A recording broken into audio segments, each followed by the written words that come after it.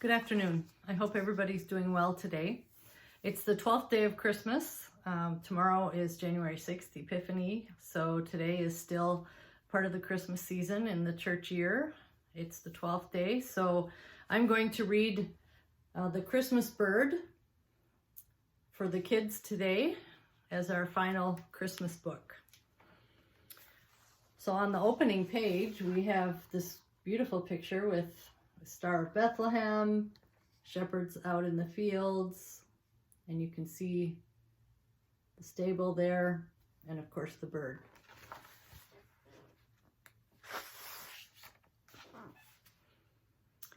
Weary and wing-sore, the little bird hovered over the tiny village in Palestine.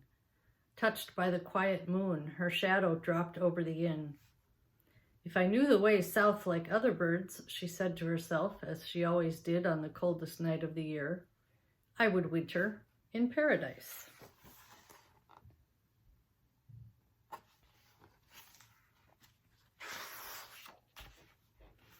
Hugging her wings to her drab-brown breast, she hopped into the stable and chirped a greeting to the cow who shared her home.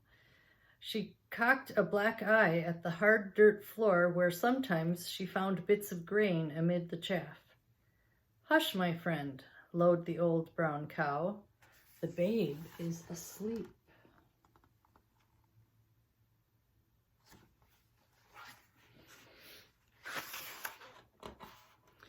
Startled, the bird flew up and landed on the cow's bony shoulder. Why, there is a child in the manger, she whispered, confused. Whatever is happening? Something special, I think, murmured the cow.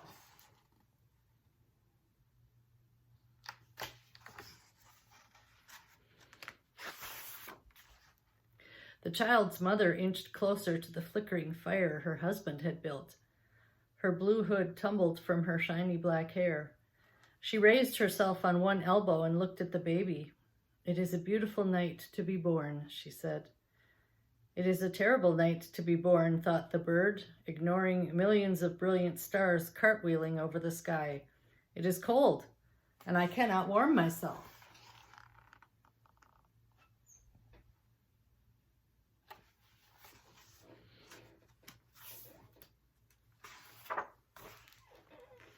Ah, said the cow, more visitors. Two young boys and their father stumbled into the stable and pressed themselves against the far wall. They leaned heavily on their staves, breathing hard from a long run through the frosty air. Silently, the older shepherd removed his cloak and offered it to the young woman's husband, who draped it gently over his wife.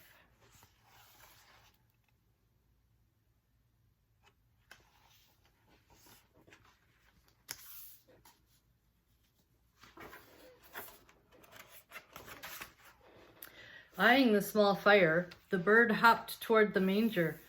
It is too cold for the child, she chirped nervously. Even as she said it, the baby stirred in the straw. The bird crept toward the fire circle and peered at the embers.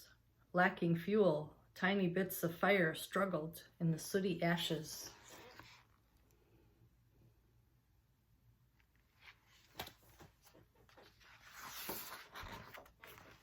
The bird moved closer to the flames until she felt the fire at her feet. She began to beat her wings, slowly at first, then faster, until the sparks blazed into flame. Her tired wings began to throb, but she beat them even harder until the flames rose high, throwing long shadows on the walls.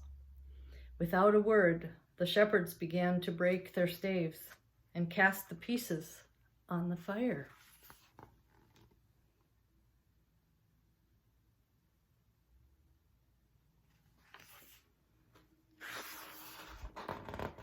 Soon the wood kindled, and the flames bathed the family in red gold light. There was no sound but for the breathing of the baby and the steady whooshing of the bird's wings. The little bird turned her head from the blast of heat and fanned the flames until they crackled and roared with warmth.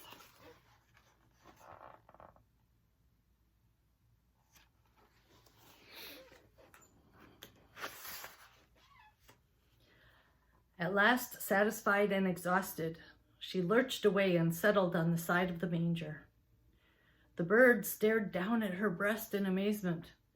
"Why, I've singed myself," she said. Her plain brown feathers were deep red as any pomegranate.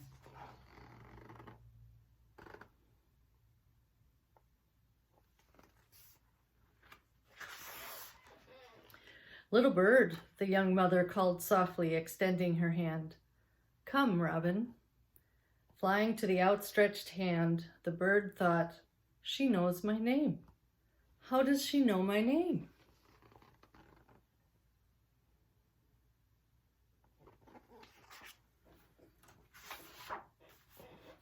"Kind Robin," the young woman whispered, stroking the bird's bright feathers, "when you fly away, keep the morning sun over your brave left wing." "I will remember," the bird chirped. "I will remember you, Robin, and keep you in my heart."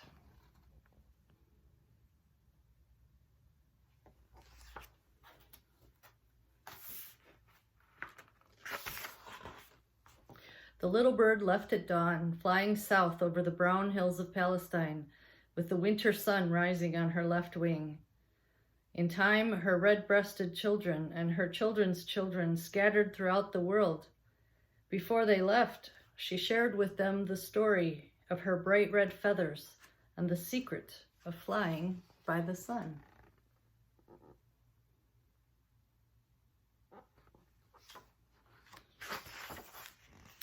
Even today, the robin's children soar south in winter, but they all return home to herald the first cold days of spring and beat their strong small wings and flash their fine red feathers like fire in the snow.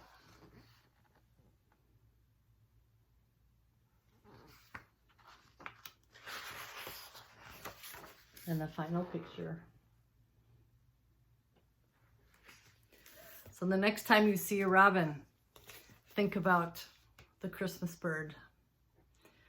Blessings to you, and I'll see you tomorrow.